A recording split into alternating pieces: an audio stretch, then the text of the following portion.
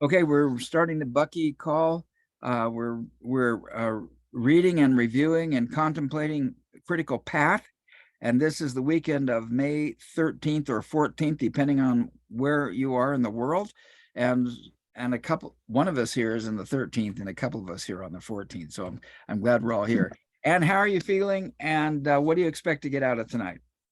Okay. First, that was really a cool discussion that we had before starting this the meeting itself, and I'm glad I read the Grunge of that we did the Grunge of Giants first. So when I looked at the first part of Critical Path, it wasn't so like it wasn't alien, and I could make more connections. So I'm really grateful for that.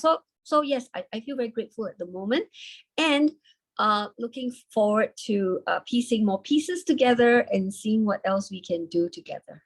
Okay, cool. So Manu, how do you feel, and what would you like to take away?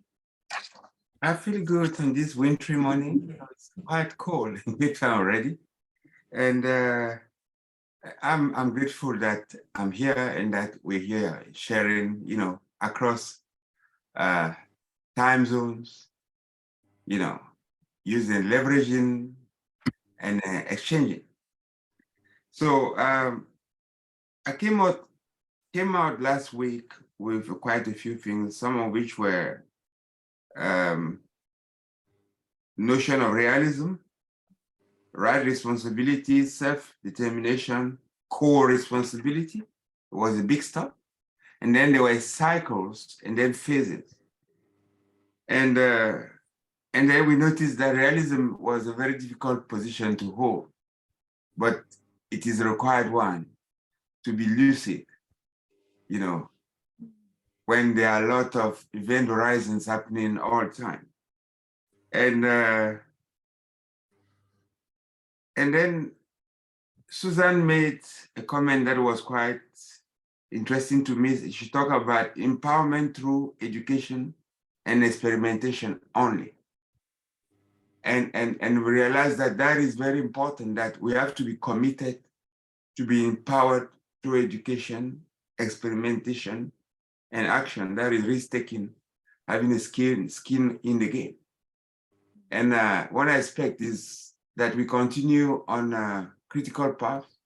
It is so current, the issues that I discussed there, that we pick up things and then we don't be conservative in terms of just staying on the line of critical path. That if there is anything that is relevant and important, somebody strongly feels it, that should be brought up for discussion. And then we say where it leads us. That's my expectation. Steve, how do you feel? What do you expect? Well, I'm feeling pretty good. I've got word from Susan that she's had to work late at the hospital, but she's on her way, but she'll be here on the call late. And I got word from Joe that he's going to be late today. So we're going to have two more people joining the call. These conversations about Bucky, it's funny. I mean, it's not funny. It's just that he's looking at this stuff 40 and 50 years ago, and he's seeing all the grunge of the giants and how these corporations are making these decisions in the context of absolute abundance, the potential abundance, that everybody is a billionaire, and that somehow the old guard isn't getting it. I enjoyed a conversation before we started recording the call tonight too. Not only did we have a good discussion with the three of us, but Ann and I were here, and we were talking a little bit about the generational shift and how the old guard that Bucky's talking about, and we're going to be addressing tonight in Critical Path, somehow they have a certain style. Ann was saying that if you want to get into business, you bring the money and you put in money with them, and it's all about the money, starting off with the money. But there's a new generation of people, and I hope, Ann, you'll talk about this tonight as we go, who it's the 30-year-olds, not the 50-year-olds. The 50-year-olds are kind of still in that old school, but these 30-year-olds are starting to look at things differently, and they're saying, okay, if it works, let's make it happen. And so that's kind of exciting. And I just got to say this before the call. I have an 18-year-old granddaughter who's graduating from high school, and we're going to have a graduation party for her in a couple weeks. And I asked Anne what message I could give to her, that would be encouraging. And she said, this is not an either or universe. It's an and universe. In other words, yeah, go for it. And I think that's a great message, because she's 18 and she's not the 36-year-old. She's going to be working for the 36-year-old, but pretty soon she's going to be 36. And let's hope a couple more ands have been added on by the time she gets in charge. So I'm excited about that. And we're going to read more about that from Bucky. And then when Susan and Joe come in, that'll be good too. We're going to go ahead and start this reading here. Now, we kind of ended up down here. We started reading here, but I think that really to get this, we could go up a little bit higher, but I don't want to go up too high. But I think if we started reading at this paragraph right here, we're going to pick it up in context. And I want you guys to note that every once in a while, you'll see a break like this. These are just page numbers from the actual book. And so when you see a thing end like this, and then it picks up down here below, I'm going to put a couple of arrows right here like this. So just skip over the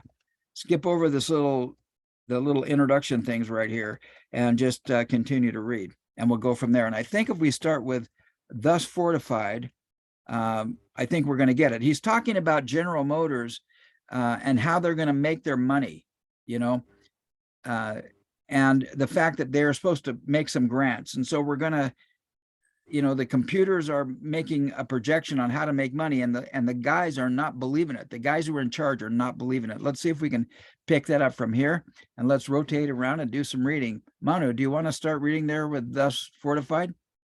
I can do, yeah.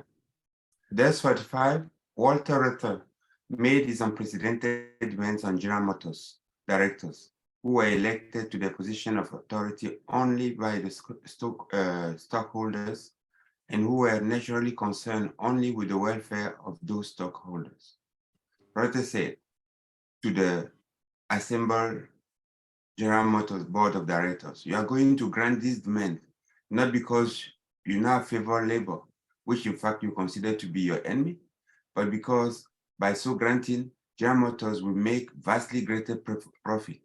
If you put the problem into your new computer, you learn that I'm right. The director said, aha, you obviously have used the wrong computers or have misstated the problem to the computers. Soon, however, all their own computers told the directors that Walter was right. They granted his demand. Within 3 years, General Motors was the first corporation in history to net $1 billion profit after paying all government taxes, with their profit increasing steadily thereafter for 20 years. In the electrical power and light generating industry, the privately owned public utilities' largest customers are the industries. The public utilities must always generate enough electricity to ensure their customers never having a shortage, and that electricity be cheap. Otherwise, the industrial customers will install their own generating equipment. What the customers don't use of the surplus generated power is pure loss to the public utilities. To cope efficiently with the foregoing variables, the utility has plotted. Whoa, sorry. I have a little bit of a jittery mouse over here. Okay, there we go. This should do it. Utility to cope efficiently with the foregoing variable, each utility has plotted the peak and valley patterns of each second of each day of a year since the public utilities entered the business. The utilities have many standby generators, most of which are in operation for only a small fraction of the time, all of which companies pass peak and valley trees combined with the probability mathematics to determine how many generators to have in operation at any time, any given time, of any given day of, oh. I'm so sorry. I have this, look at that. I have this jittery mouse down here. I also can do a touch. Oh my gosh. I even bought all. it. I even bought a new keyboard. I'm avoiding buying a new computer. We'll see how I do. Okay, here we go. We're slowly moving into vein here. Okay. All right, when you can read it, I'll stop pushing buttons. Yeah, it's fine. It's combined with probability mathematics to determine how many generators to have in operation at any given day of any given time of any given day of each newly evolving year. In the 1930s, Wendell Willkie was first to discover that with integration of the electrical generating networks of neighboring localities, whose peaks and valleys inherently differ to some degree, the excess of any network member's utility at any one moment is frequently used by other grid members' peak. When this happens, it brings pure profit to the excess power generating seller. The practical limit of a distance of electrical power delivery from the time of World War I until 20 years ago was 350 miles. However, the 350 miles could not span the distances between any of the two continents. Hello? However, the 350 miles could not span the distances between any of the two continents for national time zones. Okay, let's see if I 20 years ago, as a consequences of the new technologies of the space age, ultra-high voltage, superconductivity, superconductivity, and other technical development occur that made 1,500 mile delivery of electricity possible, practical, and economical. This reached probably.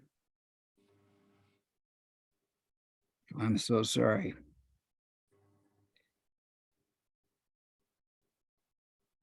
Okay, are you okay? Oh my gosh. I see what's happening here, and my pen isn't operating properly.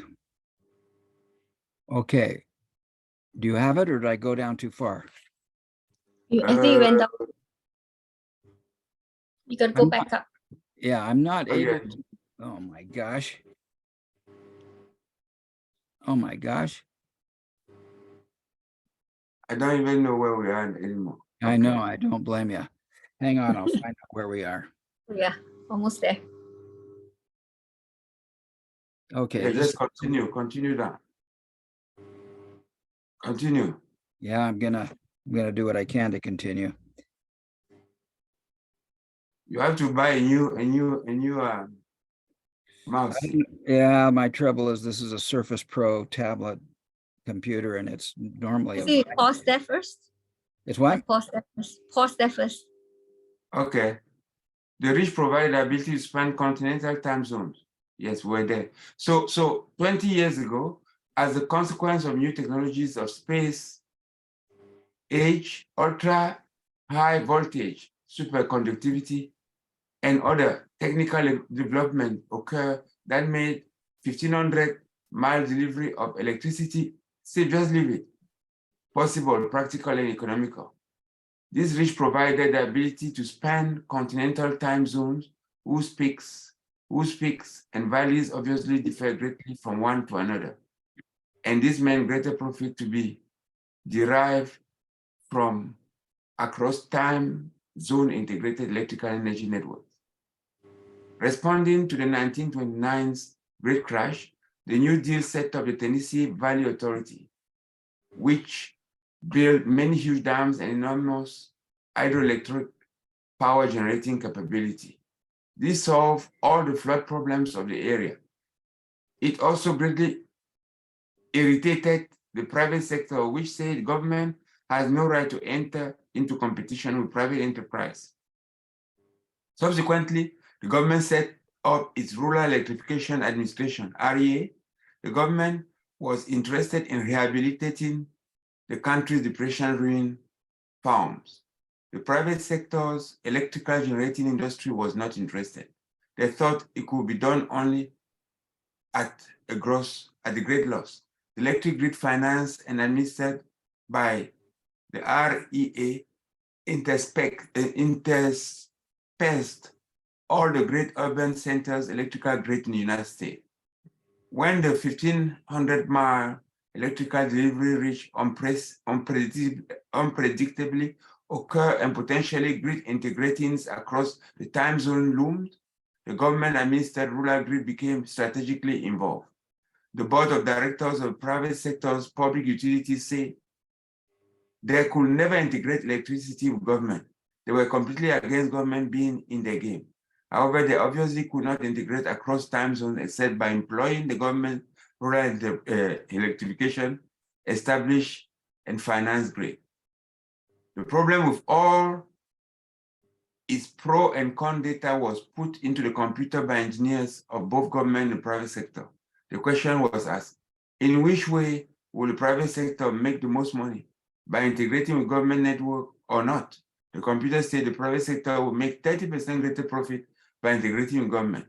The private sector undertook to do so. When both sides found this great profit would occur for the private sector, which for many years had been the prime financial backer of the Republican Party, great political barriers developed in a Democratic administration which had to be overcome. President Lyndon B. Johnson, acting on behalf of the federal government, used his power of the Democratic Party to remove enough barriers to permit government to agree to integrate with the private sector. The private sector, which therefore had always backed the Republican presidential candidate, apparently became confused and backed Democrat Lyndon Johnson's successful bid for re-election. Time and time again, in their short history, computers have demonstrated their ability to reverse historically assumed to be unalterable positions of both sides of the opposed political economic power structures, directory, or committees. Computers can remember accurately and can cope with and integrate the vast amounts of all known relevant information on complex problems, uncopyable with prior to the computers. What we had prior to the computer were respected opinions and only selfishness, conditioned reflexes on how to cope. Though an opinion might be wrong, there was no practical and convincing way to prove it. Unchallenged, the opinion became respected precedent, then exception-less concept, and sometimes even civil and academically accepted social law.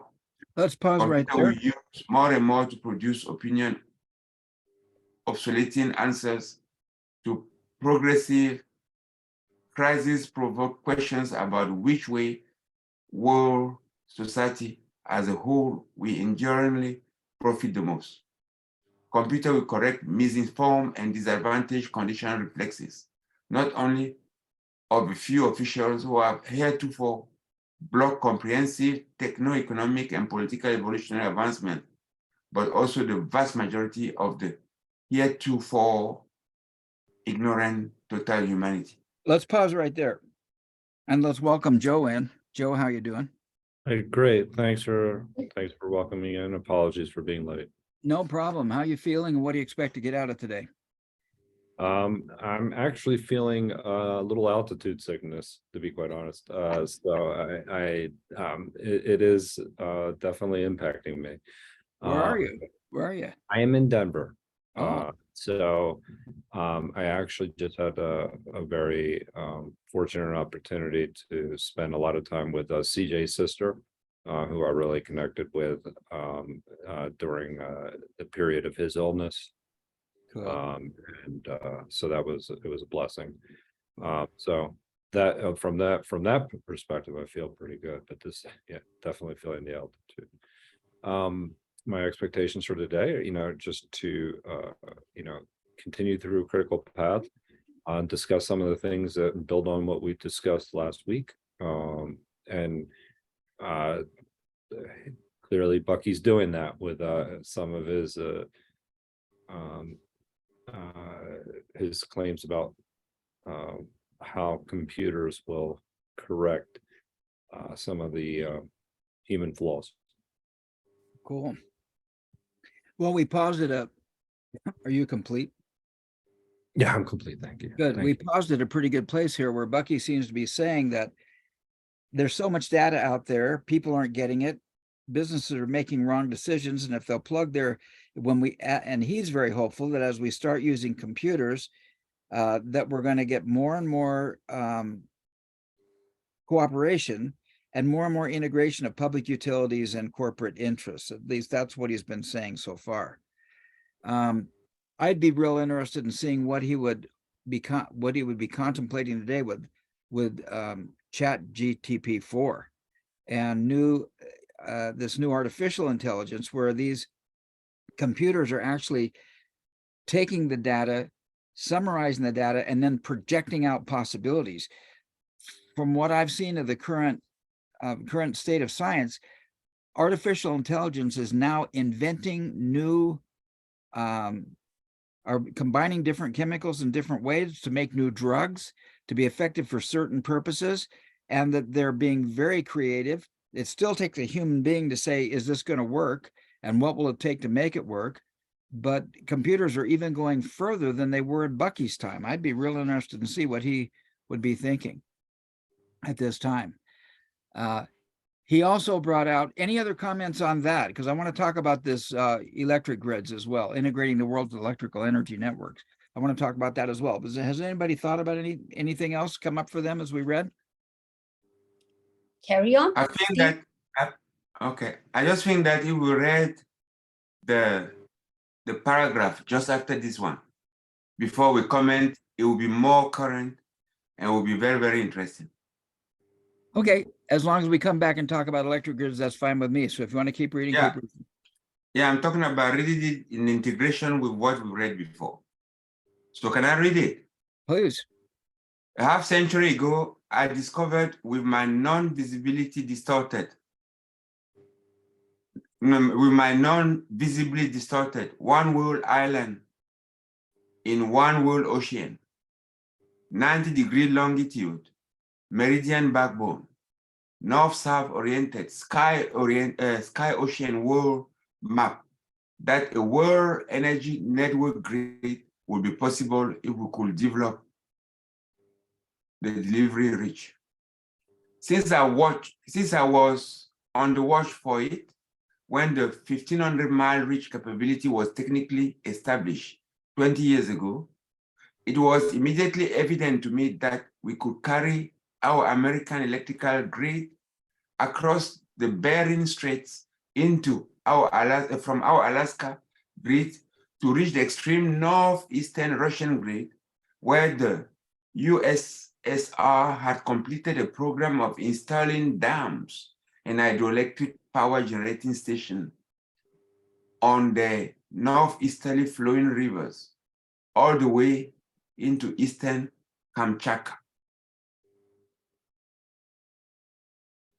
About 15 miles could interconnect Russian Asiatic continent electric integrated power grid with the Alaskan grid of the industrial North American electric energy grid. Okay, so he's going to continue to talk about that 1,500-mile thing, and I have a map on that someplace. I'd like to just talk about the fact that about these electric grids in the USA. The states are not cooperating. One of the reasons why Texas, the last 2 years, Texas has had big issues during the wintertime with flooding, with cold, and the Texas grid completely fell apart because it's not at all integrated with any other states. So here we are in 2020 with the lack of integrated local grids in the United States. And if there are no other comments on that, then we don't want to belabor it. I'm going to see if I can find this Bucky grid map, because I actually I have a comment. Go ahead. Okay, if you look at the way Bucky approached things, you remember his world map? Yeah. Okay. Now, his world map, and now put that and what he said in that paragraph, put it into context with what we have today. Yes. You see on the world map, and put into context with what we have today. We have the capability of linking, of making a Silk and Belt Road worldwide instead of Chinese. That's what we should be pursuing. But what are we doing today? We're doing at the world stage what Texas is doing at the US scale. We're going reverse. Yeah, I mean, we are disconnected at the global scale. Technology probably, if not existing already, is reachable, as was done for telecommunications with fiber all around the globe. Well, Same can be done following this. You can see this the way it is. Following it, you can have it all across the globe.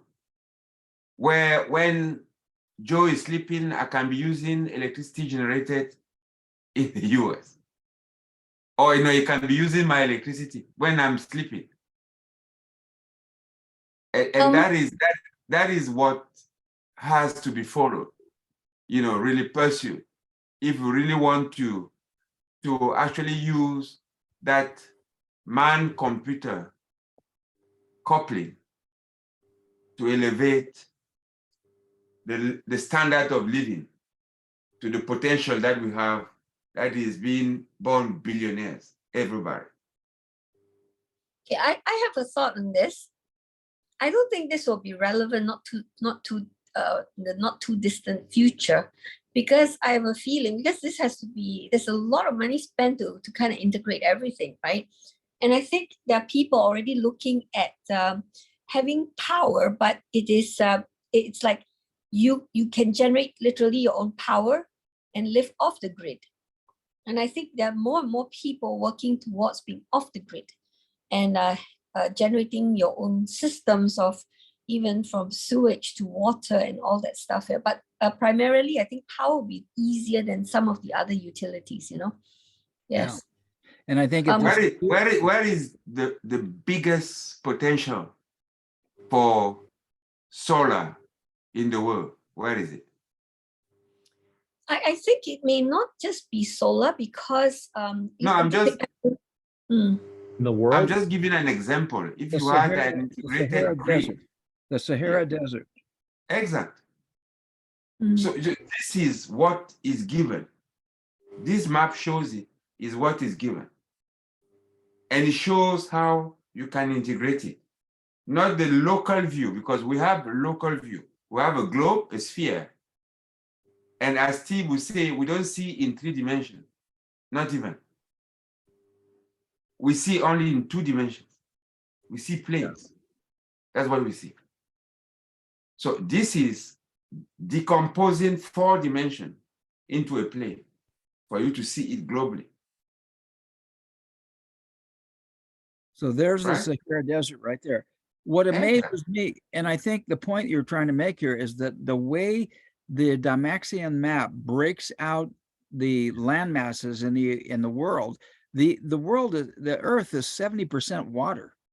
And yet with this Dymaxion map, the land from the South Pole over here, Antarctica, as you go down through, and here we're connected into Australia.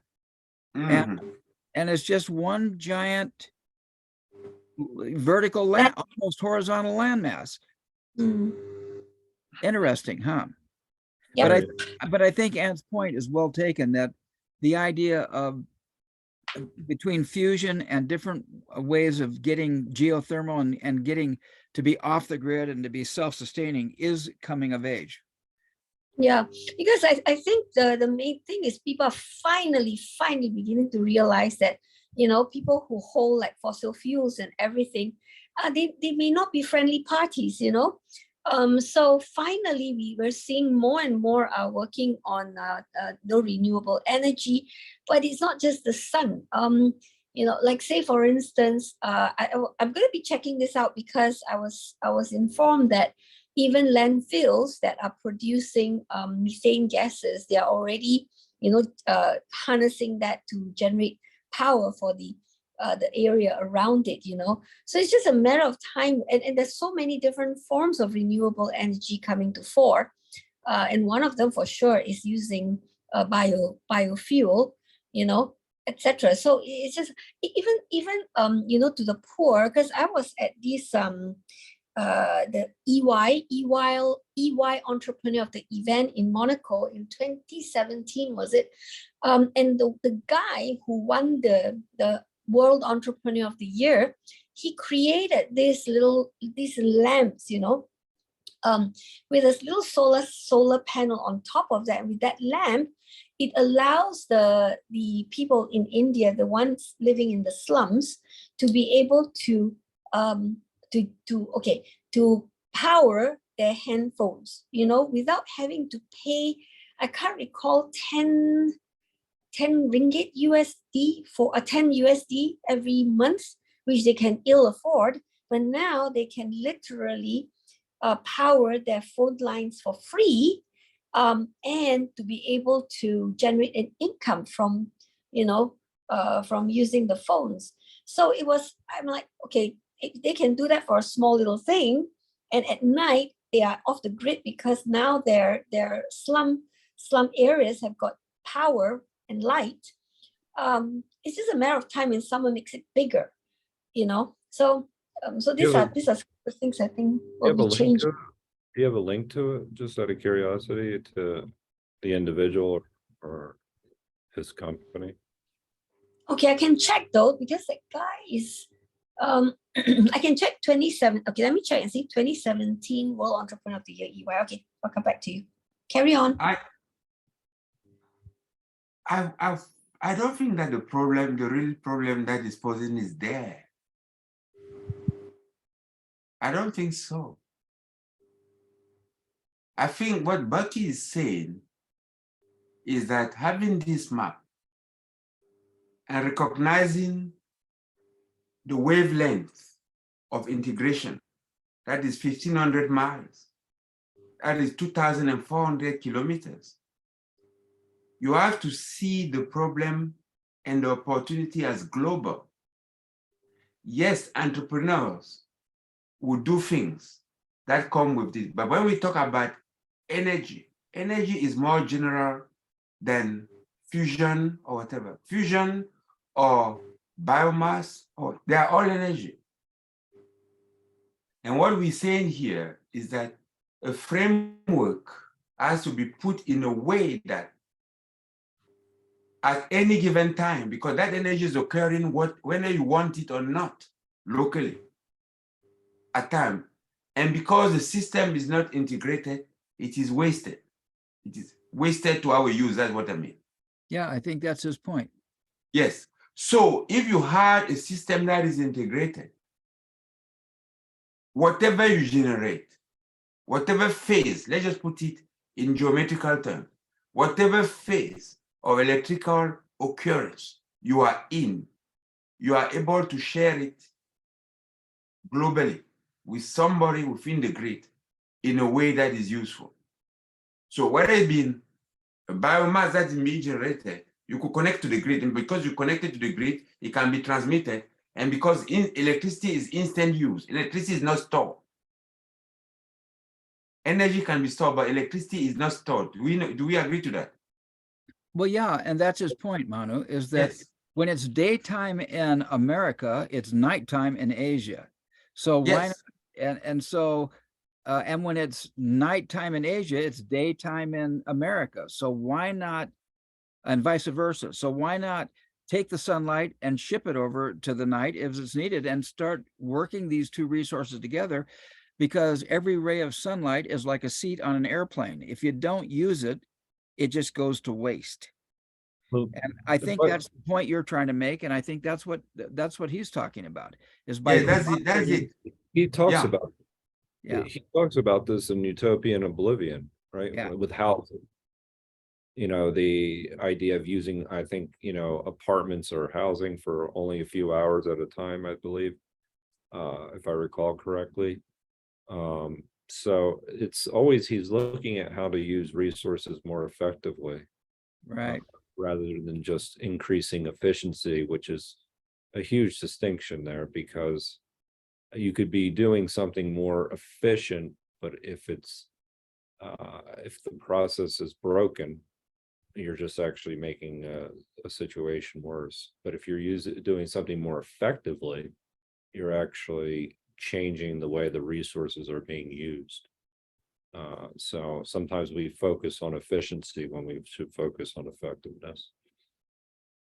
Well, I mean, now why I was interested in this, in that, okay, look at where research has gone. Has research gone into UHTs, voltage lines? What material is being used? Maybe fiber to conduct electricity at very high voltage. You know that if it's very high voltage and the losses are very, very low, right? Now, so the first question is, has research gone into it? And if research has gone to it, where are the products? Has the political establishment allow then the development? When I say political, it's both government and private. Has it allowed the development that? And now look at it also in terms of the tensions that the Chinese initiative of the Belt and Silk. Is it Belt and Silk Road? Belt Road, yeah. Is that what it is? It's, Belt and Road. What is it? Belt and Whatever Road. it is. What is it? Belt and Road Initiative. Yes, that initiative and the issues of Europe getting supply from Russia and the global peace and action. Is it towards integration or is it towards forming islands, breaking? And that is it. So my point is that globalization has been politicized instead of being led by the technical and the higher purpose of serving humanity.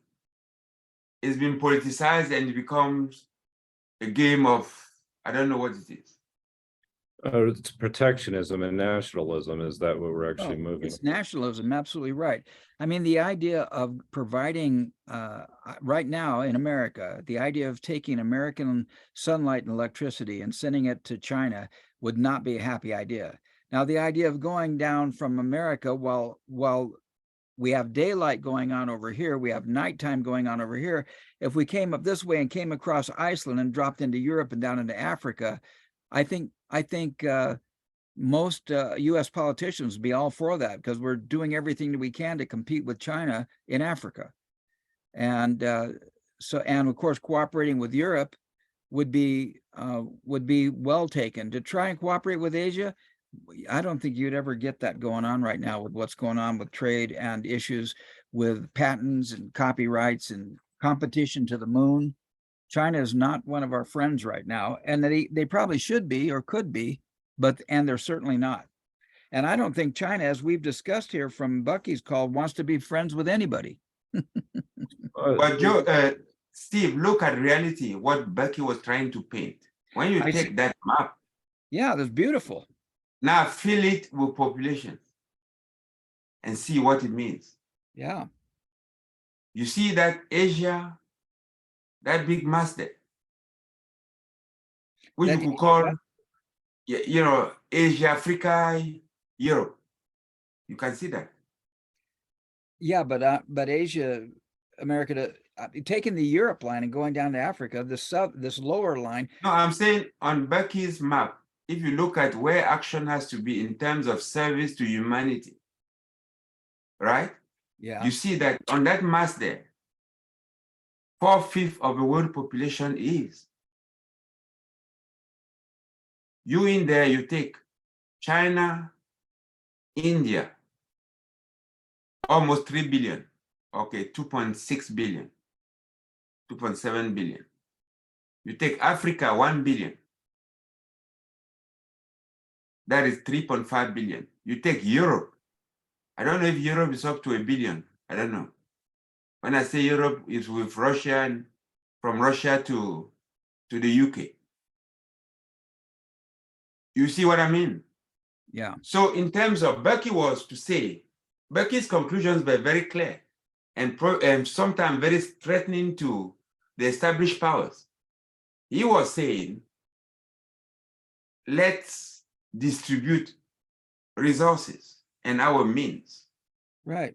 And his map shows in how a way that reflects where mankind has been deployed. That's what he said. That's right. And this map is a perfect mechanism. I think if more people saw this map, they'd say, gee, it would be relatively easy to cooperate. But you wouldn't have a world, because the issue, I'm not saying that to say to take position or not. You say you have say 10% or 15% of world population that's sucking 40% of the energy resources that are used at any time in the world. If you take the US, you add Europe to the US. In terms of population, that is probably 700 million people. The US is 350 million.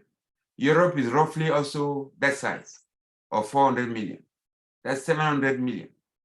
But it uses more than almost half of the world energy, more than. Well, I think you're making Bucky's And that is 10% of the population of the world.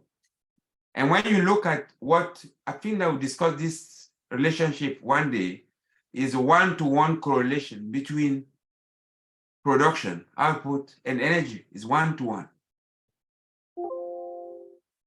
That is as pure. We can say whatever you want.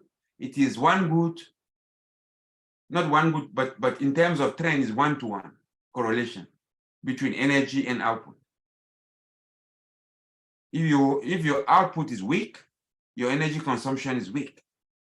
Your output is high, your energy consumption is high. Now the question is, yes, your energy consumption is high, your output is high. What do you do with surplus? Do you squander it, or do you put it to use in a recycling way to humanity? And those are big problems. Those are big problems. And that's his point, and you're making the point very well. Any other comments or questions? All right, so I'm going to go back to continue to read. Are there any other points on that? Because Manu's making, that's what Bucky was trying to do. So I'll just make a really brief comment, and this is something that I had a conversation with earlier this week. You know, they're, and this is a very micro example, but it just shows you. They're building where I work. They had 1,000 tools, different bots to automate different processes, 1,000, and different people are, you know, doing their thing, and they're getting deployed in different ways. And yet where I work, there's not much traction. And I'm thinking to myself, what is it that there's all this work that's going on and it's not getting out into operations? And it's the organizational aspect of things. And I think it's the same thing that Bucky's talking about here, is that we have all the tools, but what's preventing it? And I think that's the question we have to ask ourselves ultimately, is that, you know, all the tools that are here, who loses out of this, so to speak? Nobody really. Actually, the answer is nobody. But there'll be people that have more that will actually not have as much.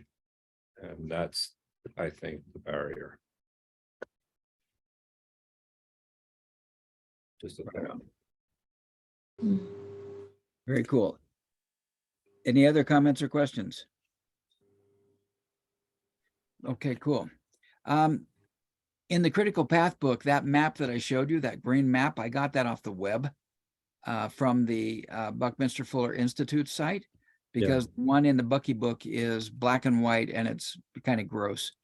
and didn't really seem to fit the bill. So I brought that in as an additional resource.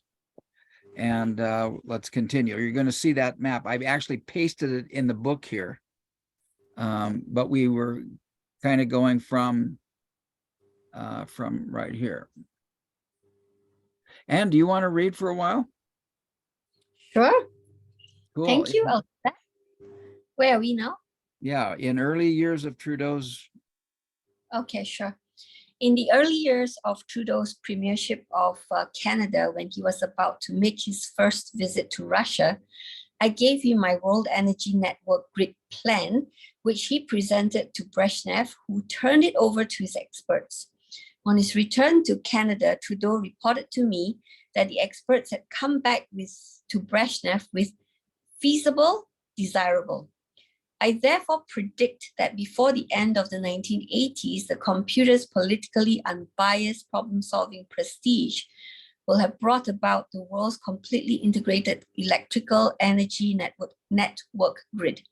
This world electric grid, with its omni-integrated advantage, will deliver its electric energy anywhere to anyone at any one time at one common rate. This will make possible a world-around uniform costing and pricing system for all goods and services based realistically on the time energy metabolic accounting system of universe. Well, that was pretty optimistic, wasn't it? And I brought in the green thing, and I also found this little chart here, percentage of world population. This is where Manu was talking about the population centers of the world. South America had 6% at the time, Central America had 1%, North America had 7%, Africa had 11%, Europe had 16%, and Asia had 61% at the time, which Manu was bringing up the point of, as Bucky was concerned, how do we service the bulk of humanity and make sure that we have these billionaires, that everybody on the planet is a billionaire. Cool. Mm. All right. So any other comments or questions? You want to keep reading here? Sure. Do I jump to the prototype? Yep. Yeah. Prototype. Prototype global electric power grid based on ultra-high voltage grid proposed by Buckminster Fuller before the discovery of high temperature superconductivity. This icosahedral map projection pioneered by Fuller shows the size of the world's land masses and oceans more realistically than Mercator projections, and emphasizes near contact points where undersea connections to superconducting overland transmission lines could be made. Fuller, 1981. And so Mercator is our standard global map. The Mercator maps are the standard maps that divide things up. I should have brought an example of that in here, but they slice things up like an orange, and it separates reality, where this map, which they're calling an icosahedral map or a Dymaxion type map, really shows how connected the land masses are, even though they connect through the North Pole, which is kind of interesting. And I brought this wording in. This wording is not in critical mass. This wording is in the Buckminster Fuller Institute regarding that colored map that I found there. Just thought I'd bring that in and explain that. Very interesting, the word icosahedron. Yeah. What does it mean? Icosahedron. It's referring to that shape with those triangles. What does it mean to you, Manu? It's the most expanded state of universe, stable state of universe. The icosahedron, you remember that? The 20 phase icosahedron. Yeah, because the most compact, the most contracted phase of universe. In this thing we mean universe, the globe, is a tetrahedron. The most expanded is the icosahedron. Yeah. Yeah, and there's the icosahedron right there. Yes, that's the most expanded. Yeah, in the So he took that map, this one, and then he unfolded it. He gives you the most global, yes. Yeah. Yeah. Okay. Good. You want to continue, Anne? Okay.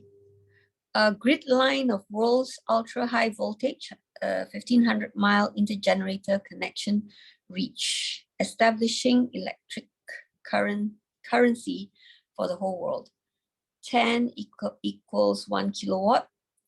B. Fuller Dymaxion Sky Ocean World Map. And that italic part is actually in the critical math book, in the critical path book, and the part above it is not. Okay, if we want to continue, we can continue. Okay, 34, critical path. In this cosmically uniform common energy value system for all humanity, costing will be expressed in kilowatt hours, watt hours, and watt seconds of work. Kilowatt hours will become the prime criteria of costing the production of the complex of metabolic involvements per each function or item. These uniform energy valuations will replace all the world's wildly intervarying opinion gambled upon top power system manipulatable monetary systems. The time energy world accounting system will do away with all the inequities now occurring in regard to the arbitrarily maneuverable international shipping of goods and the top economic power structures banker invented international balance of trade accountings. It will eliminate all the tricky banking and securities markets exploitations of all the around the world time zone activities differences in operation today, all unbeknownst to the at all times 2 billion humans who are sleeping. I think Bucky was being optimistic there because this banker controlled and invented international balance of trade has continued to stay in the control of Wall Street. And since Bucky's time, they have deregulated and deregulated in order to control more and more. And that's a fact. But I think the most important word there to me is what is the unit of account. You cannot twist the kilowatt hour. You can't twist it. You can what? You cannot twist it. You cannot dilute it. But if the unit of account is some currency, it comes with all of the problems. That's the banker's language, currency. Bucky is saying we have to adopt a unit of account that is the energetic value of the energetic content of goods and services. What does it cost in terms of energy? Either to produce or to make it available. That's what has to be accounted for. If I count in euros, in dollars, in rubles, in yuan, it's going to be manipulated. It's going to change anyway because the yuan is not stable. That's bankers. You call it the fake and actually the robbery accounting system of the world. Right on. Any other comments or questions? Okay, you want to continue? Okay. The World Energy Network grid will be responsible for the swift disappearance of planet Earth's 150 different nationalities. We now have 150 supreme admirals, all trying to command the same ship to go in different directions, with the result that the ship is going around in circles, getting nowhere. The 150 nations act as 150 blood clots in blocking the flow of recirculating metals and other traffic essential to realization of the design science revolution. I love this. He calls a country a blood clot.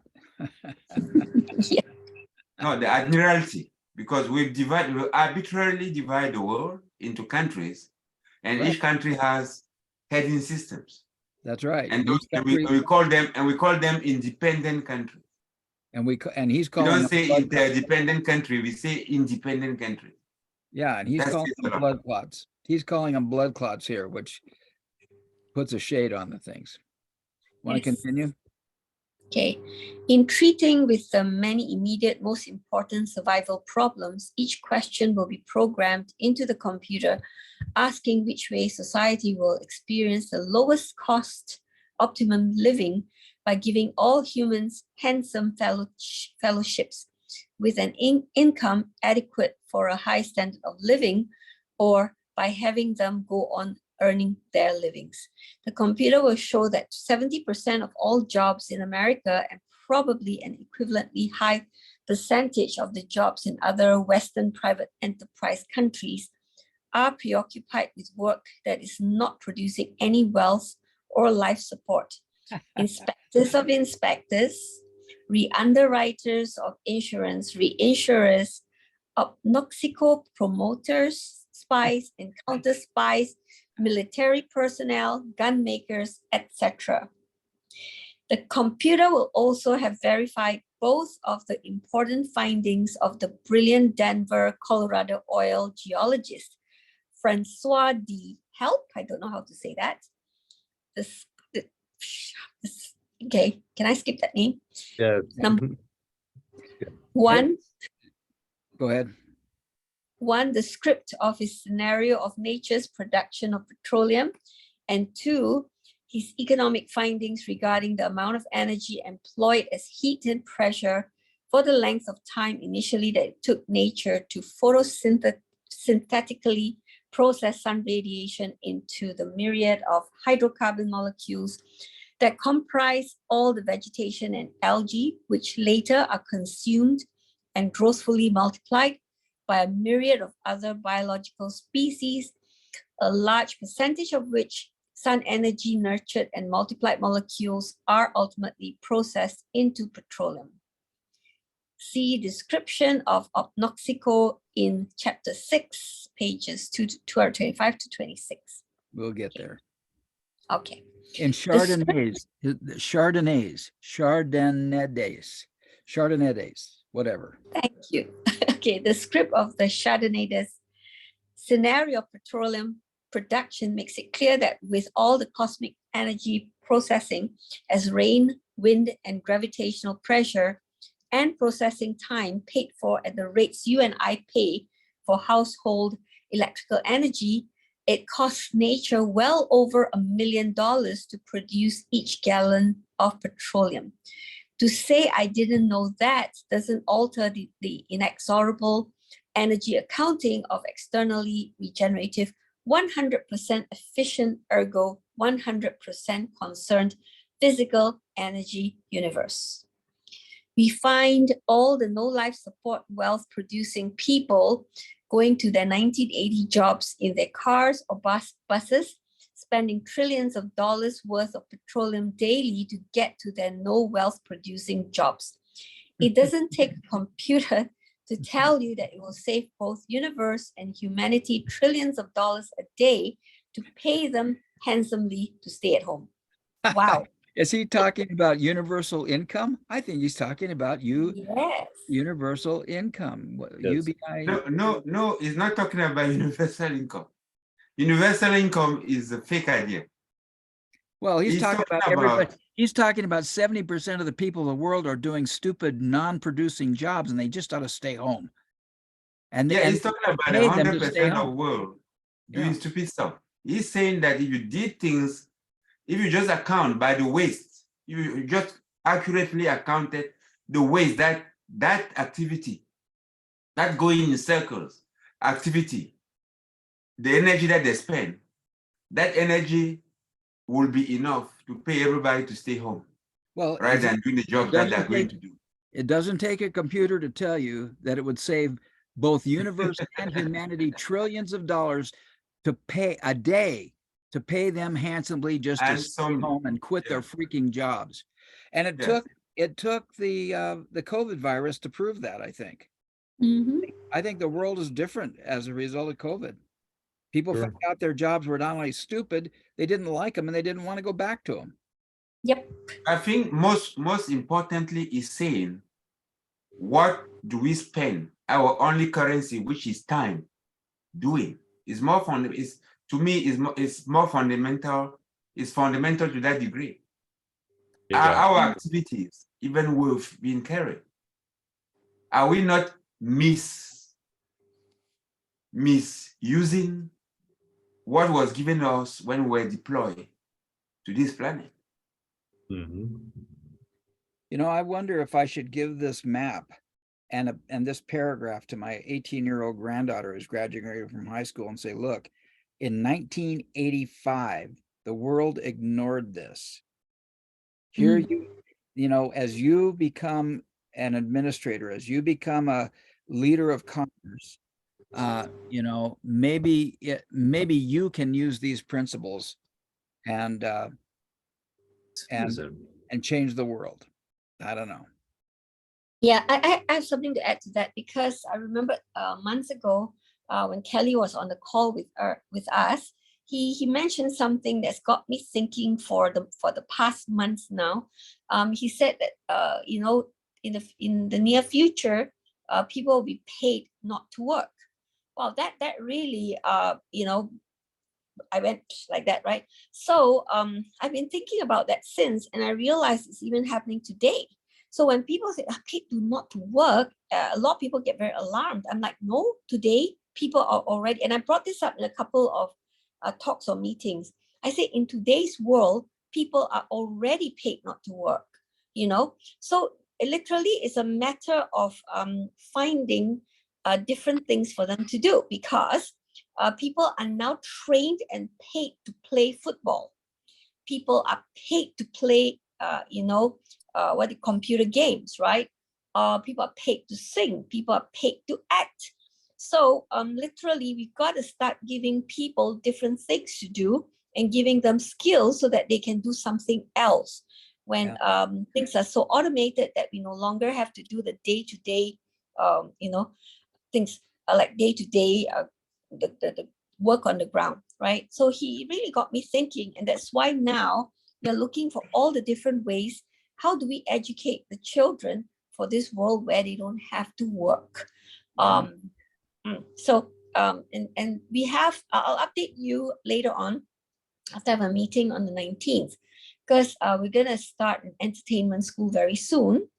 I've got a whole bunch of other different sorts of schools, yeah, that we want to set up, yeah. So anyway, that's something to think about. Although we have other schools as well, but what would get kids into the sciences and into business is what attracts. We need to get those things to attract them, all right?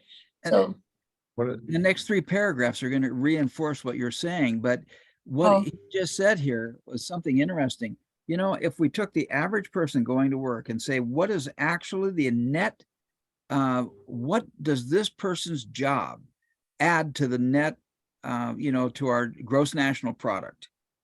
And then say, well, how much does it cost to put that person in that chair? If you actually did that accounting, you know, he's saying these people should just stay home. And if we actually did that accounting and said, okay, it costs this person this much gas, they pollute this much pollution, they tear up these much roads, it requires this much utilities in order to support that person getting to work, and what are they producing? I'll tell you that. Go ahead, Joe. No, forgive me. I totally interrupted. Yeah, I think, and that's okay. I was done with my thought. So what came up for you? No, it's I was just thinking that it's the lack of transparency that doesn't, you know, that pollutes our ability to actually see that clearly. What I mean by that is subsidies that are actually provided towards certain industries distort our ability to determine what the real value of things are. Yeah.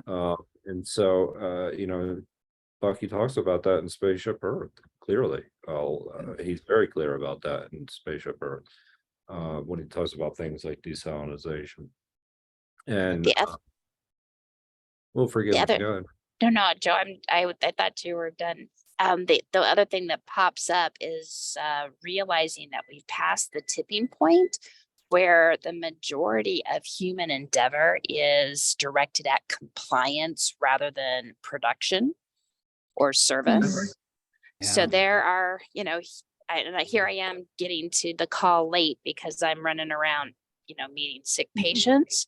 there are people that make way more than I do, and there are layers and layers of them that are just administrators, and they're counting beans rather than actually providing service.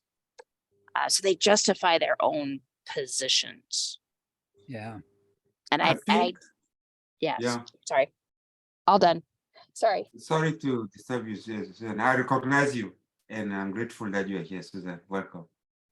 I think that one thing, still say one thing that little bit, I kind of felt a little bit uneasy. He said to pay people to sit on that chair. I think if you look at this paragraph, to me, the most important cluster of words is no life support while producing. Because Bucky specifically define or give is what he thinks of what role we have in this universe. And that role is that our local receivers of energy, receivers, storers, transmitters, and we knowers to solve the local, to locally support the eternally regenerative universe. So the big question is what you're doing supporting universe? And it's not, I don't think that we yet answered that question. No, We just say, we tend to say, okay, we know that, probably it's not to work the way we are doing. And we say, if we could be paid not to work and do something else, what is that thing else that we ought to do in support of the eternally regenerative universe? Go ahead, Joe. Were you complete, Manu? Yes, I am. One of the things that we actually had an interesting discussion, and Ann, you'll appreciate this, at 52 Living Ideas about Bucky and Bucky's ideas about education and education in general. And we talked about it from a variety of perspectives. And I wish I had actually had been in Ann's classroom as a kid, because I think that I have a lot of interest in entrepreneurial activities. But one of the things that kept coming up was just how kids learn and what they, what's the best way to teach them. But nobody really asked the question until, later it was brought up that what does it mean to live a meaningful life? Yep. That's We're the about to question. get to that. This is what he addresses next, Joe. Keep going. Because that's the question that every kid at some point should be asked and asked again, because that's how you start to discern your values. And you question, that kid, I wish somebody had questioned me. Why are you pursuing X or Y or Z? What is your real goal? And it would have saved me a lot of pain and in the realities of learning from experience. I'll just say that.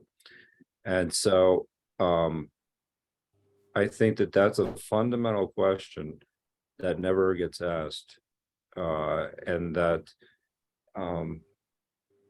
philosophy does ask that to us, but that doesn't really get integrated. But just on a very practical level,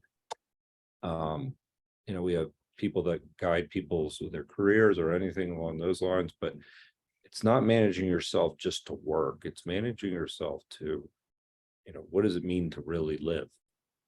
And so I think that that's a question that really I wish somebody had asked me, and that I think that needs to be integrated to schools as well. We're So actually Joe gonna get to noted, that. Go ahead. Joe noted, let me see what I can do. Yeah. Okay. History's political and economic power structures have always fearfully abhorred idle people as potential troublemakers. Yet nature never abhors seemingly idle trees, grass, snails, coral reefs, and clouds in the sky. So pretty, so pretty. One would hope that at home staying humans will start thinking, what was it I was thinking about when they told me I had to earn my living, doing what somebody else had decided needed to be done? What do I see that needs to be done that nobody else is attending to? What do I need to learn to be effective in attending to it in a highly efficient and inoffensive to others manner? It seems to me, Anne, if I can just interrupt, that's exactly what you're doing with your school. This is exactly the proposition you present to every one of your school members and to every one of your investors. And some of these old investors don't get it. Keep going. Yeah. Comment if you like Just- or read, whatever you like. Yeah, just to add a little bit, you know, the definition of ephemeralization is right at the top of my the entrance to the elevators in our school, because all my teachers have to think about how to do more with less and everything with nothing. Because one of the things that came up is I recently calculated how much money is spent on education, right?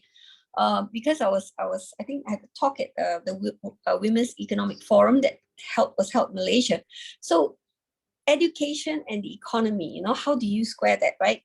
So I started looking at the amount of money parents spend in Malaysia, and there was a paper. It was in the newspaper in Malaysia that in a lifetime, a child's lifetime in education, parents spend up to about 25,000, equivalent to about 25,000 US dollars per child. And so I started calculating, because we did this kind of look at the outcomes of tertiary education in general. And what I realized is in Asia in particular, it's about getting students to get them ready for the lowest hanging fruit, which was to get the first job. And then I look back my time during my days where we were also trained to get our first job, but we didn't spend that much.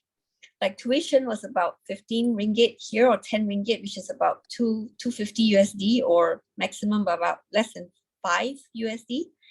And so per month. And so what we spent was a lot less, but today's world, the parents are spending a lot.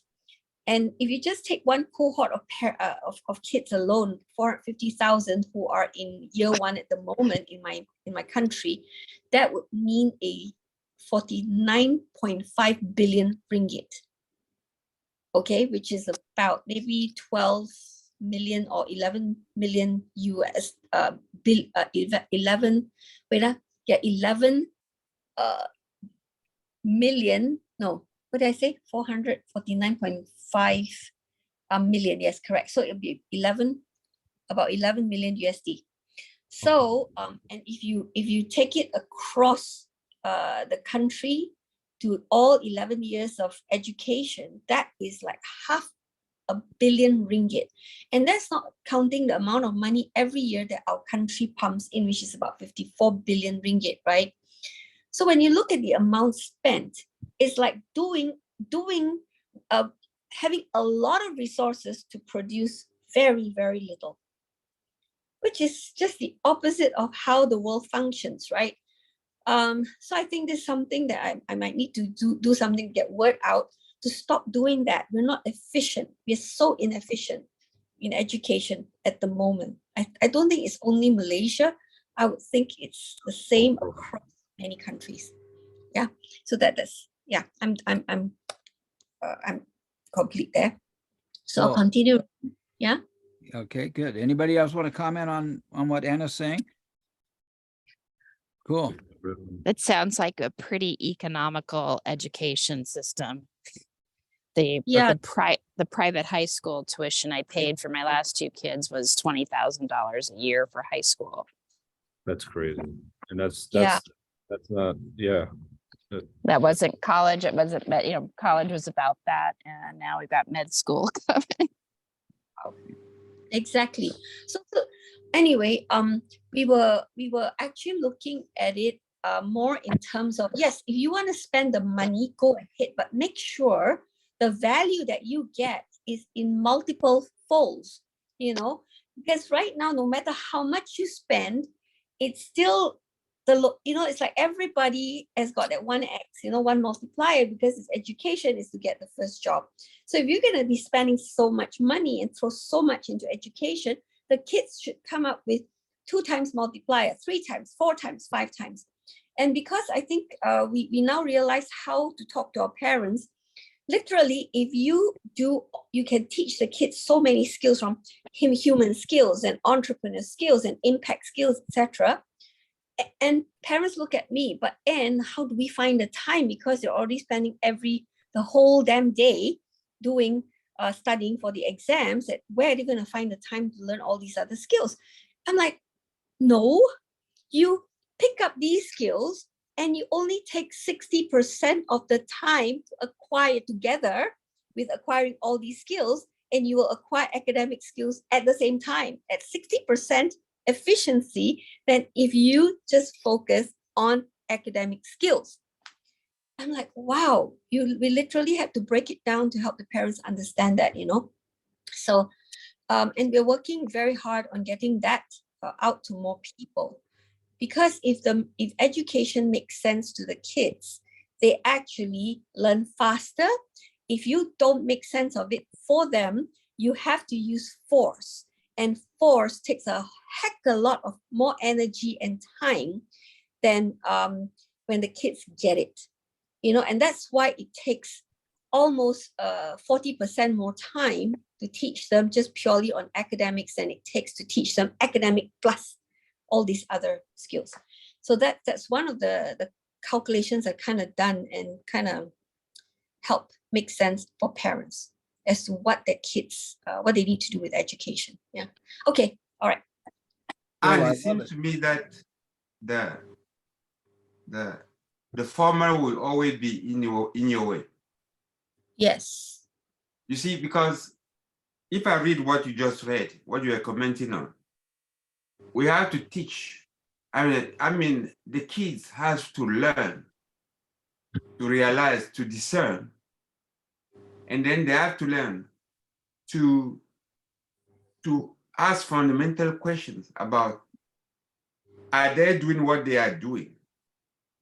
That is something that somebody else is not attending to, and spending their time in the most effective way and efficient way to trying to solve that problem. Right?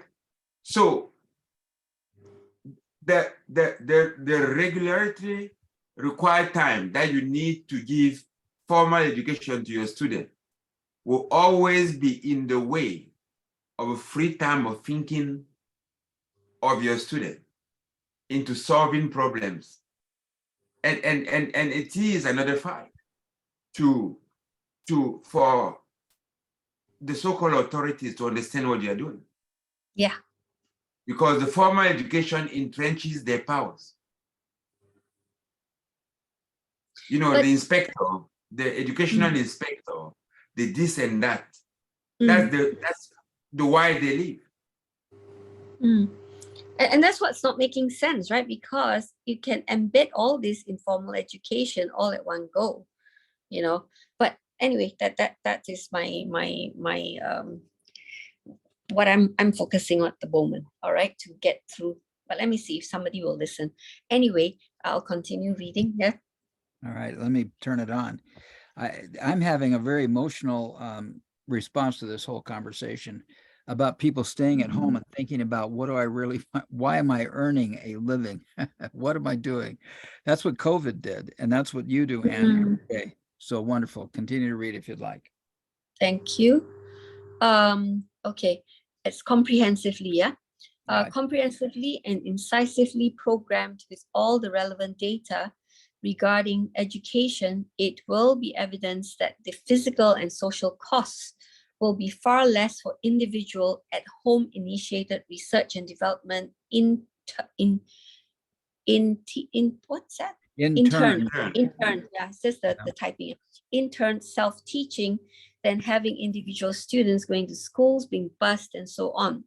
This mass production babysitting is only continued because of the union organized response to the fear of the teachers about losing their jobs.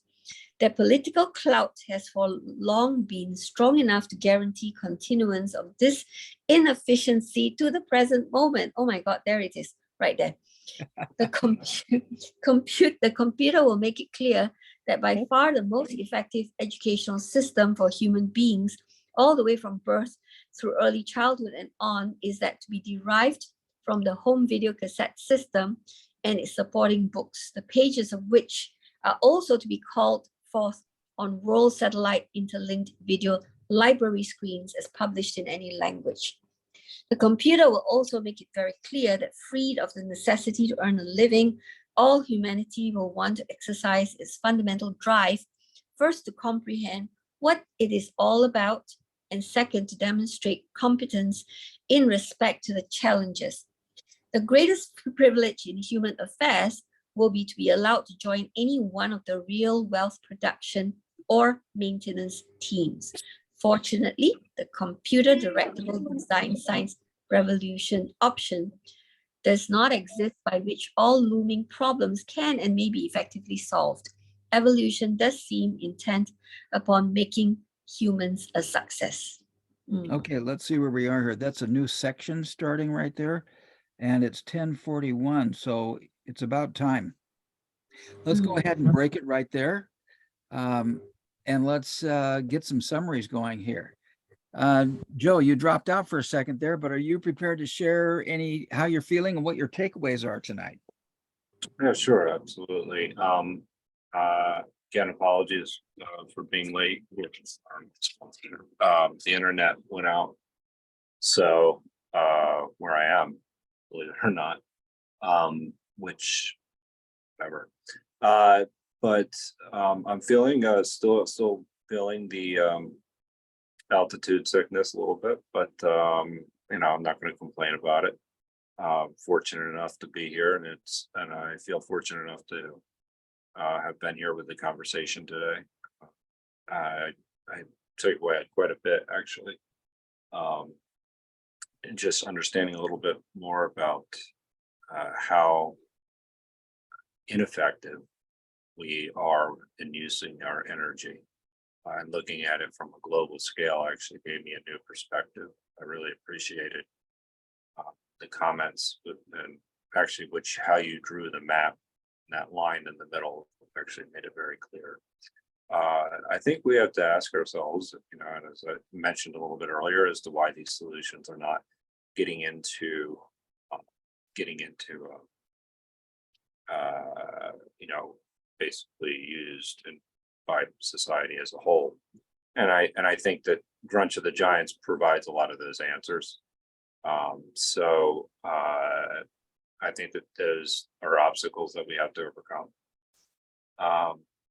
I was actually going to put something in the chat that was from Russell Aircraft, actually, that talked a little bit about recording in progress. Oh, sorry. That basically it talked a little bit about how we educate people, you know, how we educate our children. That it's not necessarily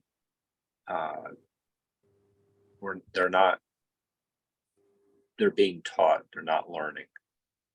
And there's a huge distinction between those two. And that the teachers are actually the ones who are the learners. So it's a whole article that he had written. So I also had, you know, some more insights into and how important education is going to be as far as we move forward with these practices. And again, I think asking the questions as to what do you want to do with your life is going to be a very important question for educators to ask going forward, for the obvious reasons, but even more so because people may have to find purpose outside of their jobs, which is a good thing. And you know, maybe not just identify through your job, you identify as, you know, being a better human being, whatever that means. So I think that, you know, there's a lot to take away.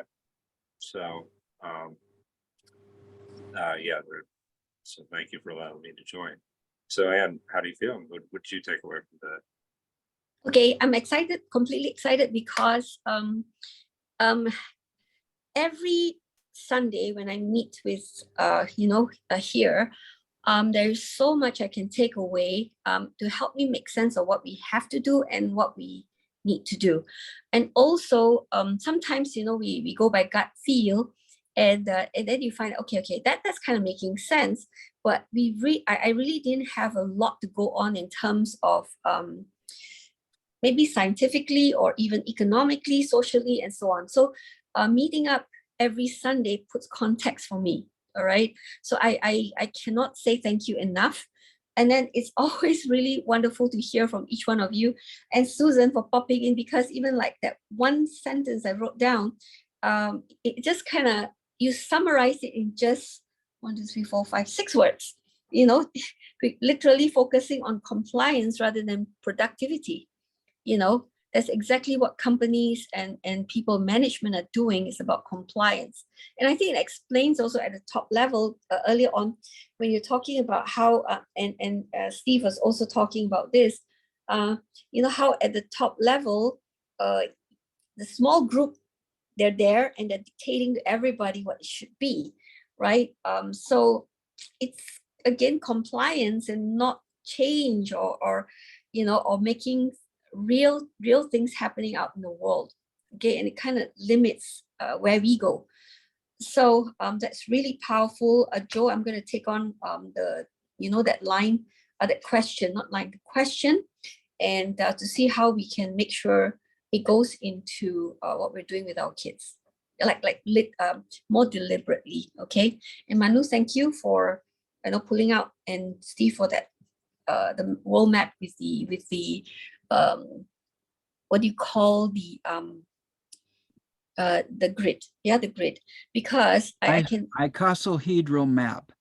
Icosahedral map, or the grid works. The grid works. Yeah, how the electrical grids can go, right?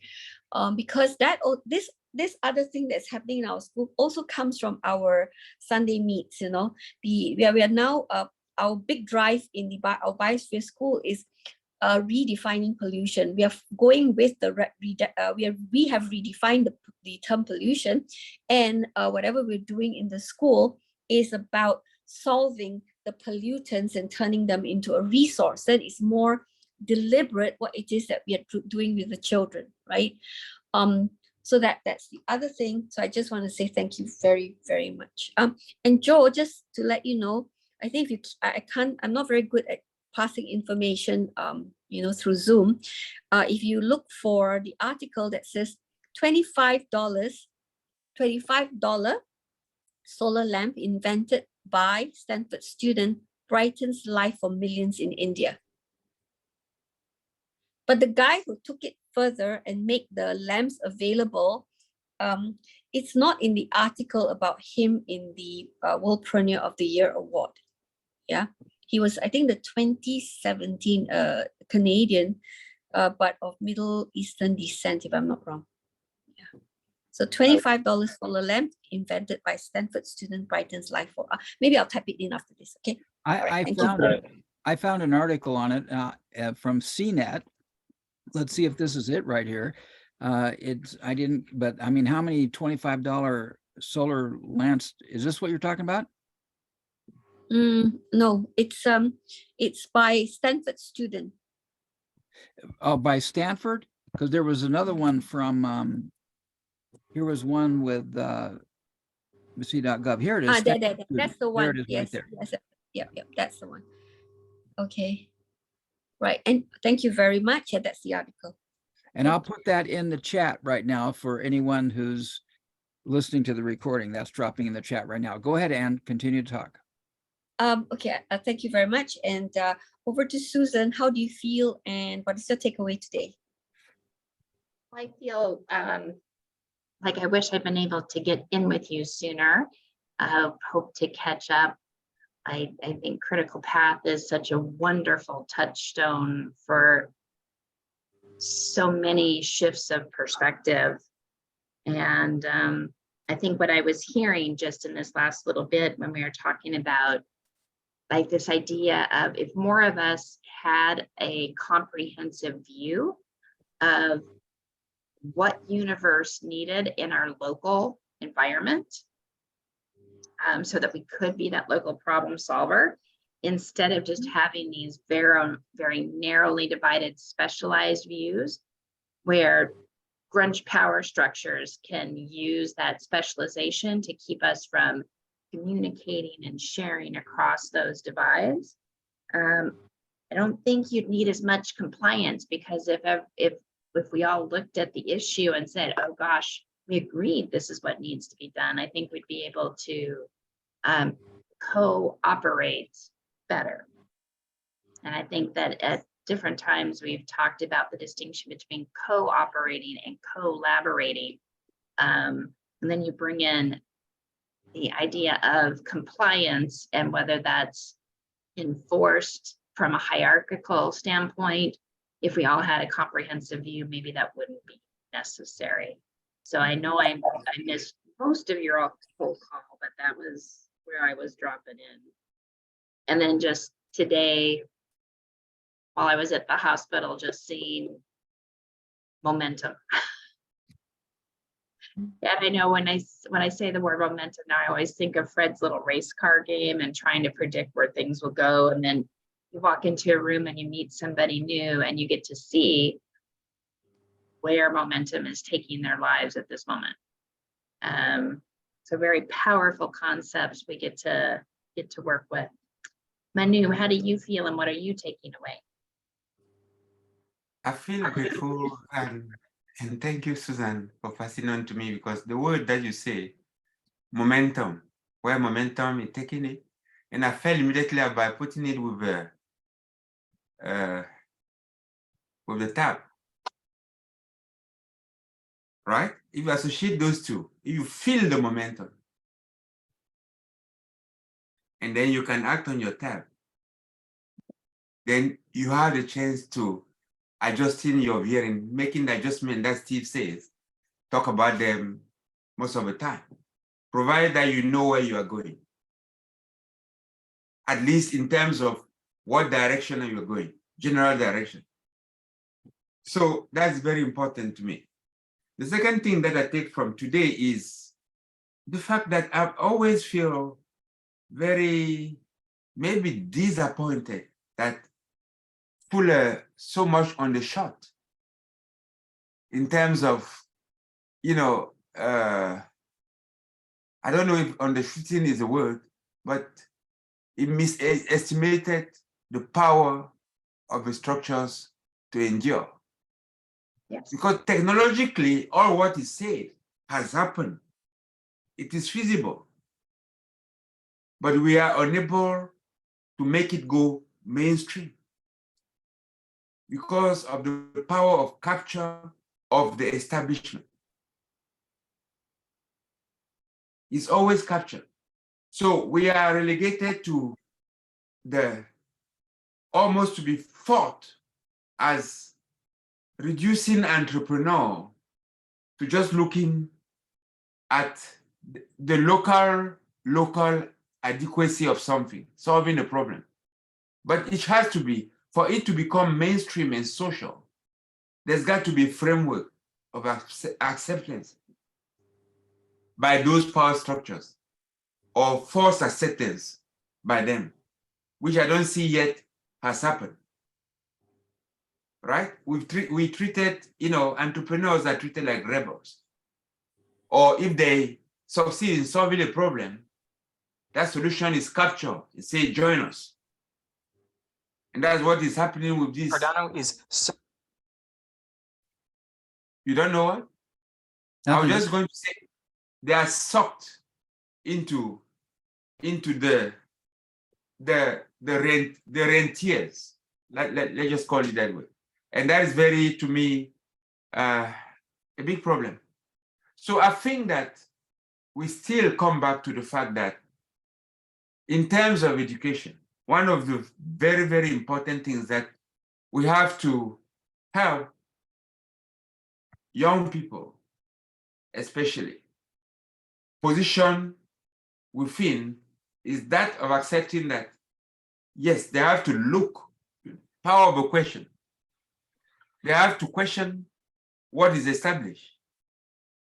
They have to find solutions.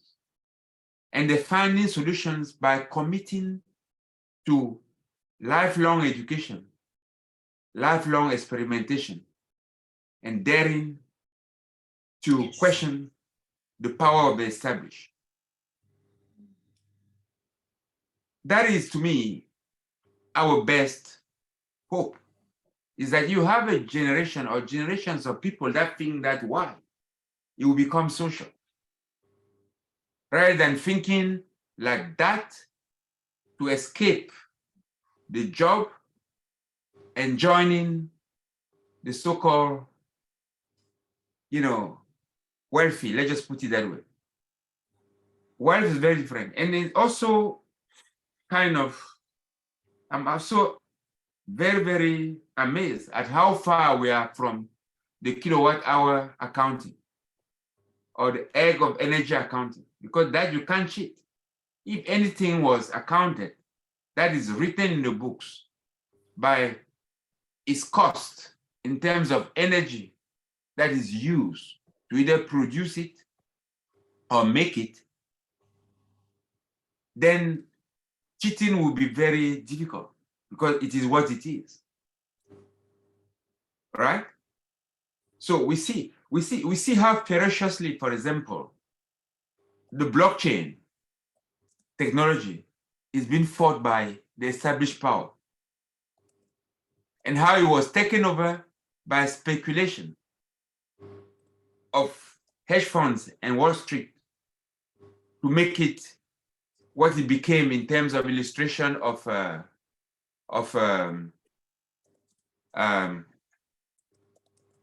is the name of that currency again? Anyway, so Bitcoin, yes, the Bitcoin mining and all of this in this world took away all the innovative energy, suck it into speculation. And I think that networks like this that we have, network with your family, network with people around you, are important to vehicle the idea of thinking and doing. And that is what I take from here. I hope I'm not been rambling too much, that I say something that is understandable. On this note, I pass it to Steve. Steve, how do you feel? What do you take away, Steve? Well, I'm just absolutely thrilled, and I'm glad we ended when we did, because we're going to go a little bit over. We started a little bit beyond the appointed time, but with everybody's patience. I came to this call tonight feeling really guilty because all day long I've been thinking about writing a few paragraphs to my 18-year-old granddaughter who's graduating from high school.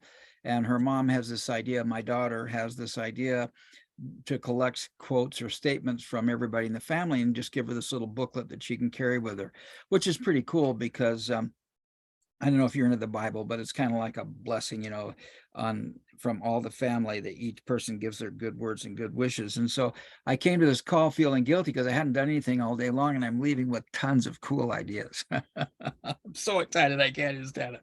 I'll tell you, Anne, it's so inspiring when you do show up in the call, because your very life and your mission is so in tune with everything that Bucky's talking about. You're just breaking all the rules. And, you're over there in Malaysia. I mean, most of America would think that's third world. And here you are leading the way. And our grunch is so, I love the way Bucky said, we've got these 150 admirals talking about different states, call them blood clots. I mean, the institutions in the world today are blood clots. And like you are relieving the blood clot, and congratulations. Susan talked about compliance. Very few people are involved in productive, as Bucky was pointed out in tonight's reading. And there's hundreds. She Susan's a surgeon saving people's lives and emotions. Because part of her job, I know you can be modest Yep. if you want to, Susan, but part of your job is if those people do not go into that operation with a good attitude, the chances of them coming out with good results are slimmer. I mean, that's the science. And to have a good doctor there who's concerned and cared for them is not just your medical skills, it's your personal skills that make you a productive person. And for you to tell me that you got administrators over you are making more money than you are, just concerned about compliance, I'll tell you, it's a real conundrum. And I think the whole thing comes back to, again, to personal sovereignty and personal accountability, people being willing to take control of their lives and actually make decisions. And yet we've all these attorneys around running ads saying, go chase the person. You know, if you had something happen to you, go chase them and get some money out of them. So we have compliance issues, but this all comes down to ignorance. Joe mentioned the grunge of the giants here. And while there's this conspiracy of money people who probably don't have any bad intent. Before the call, Ann and I were talking about how the old way to do things. The old way to do things is you put up money, I put up money, and we go make more money. And I think that it's all about ignorance. It's all about individual ignorance. And I think we're moving through that. This came up. I'm going to put this into my granddaughter's thing. I wrote this years ago when I used to do my real estate motivational seminars back in 1979 and 82 and 83. But here's what I said. If you don't know where you're going, there's always someone there who's happy to tell you where to go. I really like that because of the double entendre, you're telling you where to go. So I'm going to put that note into my granddaughter's message over here. I love that Manu kept focusing on that map. And I had real resistance on that, on focusing on the map. I thought the map was a cool idea, but Manu kept bringing my idea and I realized that I had prejudice and that I wasn't actually looking at the map. I was looking at my idea of the map. And Manu kept talking about it and started to break down these stereotypes and biases that I had to really see the miracle of that map. The direct line going from South America into Asia is so logical and so system oriented. And I was letting all these geopolitical issues getting involved. And I was trying to do a map down around the South to include Europe and Africa, you know. But whoa, I've got prejudices. And I love the fact before this call, and I mentioned at the beginning, this is not a both and universe anymore. It's not about a me and you. It's about an and. You know, Gwyneth Paltrow from Marvel movies, you know, the love interest of Iron Man, whatever his name is. You know, the character, he's Iron Man when he's Iron Man, but then he's like a Howard Hughes when he's not. She is when she was involved in a court case here in Utah from some guy bumping into her on a skiing thing, she countersued for $1 just to get the guy off her back. She's no longer called an actress. She was billed as an influencer. You know, and what you're doing out there, if my granddaughter can somehow, I'm going to put this into a thing with my granddaughter. She could go get a job. And then one day, maybe if she's lucky, she can stop and think about, why am I earning a living doing what somebody else thinks I ought to be doing? You know, and she could instead, if she just started doing something and she had 100,000 people pay her $1 in a year, she'd make 100 grand a year. If she could get those 100,000 people to pay her $12 a year, she'd make $1.2 million a year. You know, she does not need a freaking job. You know, what she needs is to know who she is uniquely herself and what can she uniquely herself contribute. What does she see that 100,000 other people don't see? And if it takes her 3 years to make 100,000 a year because 100,000 people are giving her $1, you know, and then I thought, or maybe $12, $1 a month, you know, if it takes her 3 years to do that, 5 years to do that, she said she's doing her thing. She's living her DNA. She's being her self-actualized self. That's going to be my message to my granddaughter. And I'm so grateful for you guys here. and all of your encouragement and inspiration. You mentioned blockchain too, again, Manu, which is one of your big themes. I was talking to somebody today because blockchain seemed to got usurped by cryptocurrency. I have a guy today talking about a DAO, which I'm not going to remember exactly what it is. Oh yeah, I have it right here. A decentralized autonomous organization. It's a DAO. It's a new thing, like an LLC. Never heard of it before, but I've heard of it in the last week. And they're using blockchain technology to make smart contracts. So if I have a contract, it's blockchain protected. So if anybody wants to see who's involved in that, they can look and see the credentials in the ID numbers on the blockchain and know exactly what's going on there without any opaque, without any propaganda or political BS. Just find a good blockchain. So we're on a new era. I think poor Bucky, for him to be alive today and see what artificial intelligence is going to do. In the chat, I posted a guy named Rick Beato, who's big on, he's a music producer. He's had a hit record or something, but he's got a huge number of subscribers, I think around 1 million, talking about what makes this song great, and talks about chord changes and artists and producers and different techniques. There's a whole article there on how he thinks artificial intelligence is going to change the music industry once again, because they started with these places just stealing the music. What was that thing called? It was they put it out there and they Snap or something. Napster, and that completely. And then now here comes Spotify, and here comes all these services. The record industry is just dissolving. It's just dissolving. And Rick Beato is absolutely convinced that AI, people don't care if they're listening to AI music. They don't care if it's AI. They don't care if it's Elton John or not. In fact, they don't mind listening to an AI interpretation of an Elton John voice singing an Elton John song that Elton John didn't write. And he goes into this whole thing about how AI is going to totally demolish the music industry as we know it. We're in that time and we're in that age. Bucky saw it in 1985. And he was way ahead of his time. Well, thank you for letting me rant. I've got so many cool ideas here from you guys about what I'm going to share with my granddaughter.